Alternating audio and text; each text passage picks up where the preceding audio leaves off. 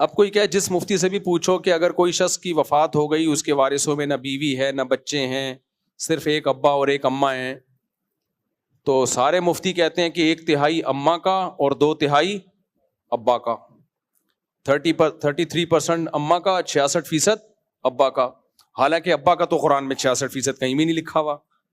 تو ہم کیا کہیں گے کہ قرآن کہہ رہا ہے صرف ابا اور اماں وارث ہیں، تو وارث کو ملتا ہے یا نہیں ملتا؟ ملتا ہے. اس سے پتہ چل گیا ابا کو ملے گا لازمی، ابا کو قرآن وارث کہہ رہا ہے.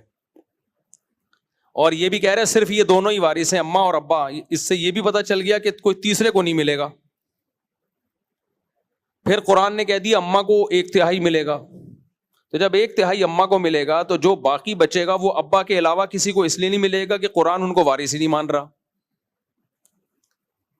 اور سارا ابا ہی کو اکیلے کو اس لیے ملے گا کہ دوسرا وارث صرف ابا ہی ہے.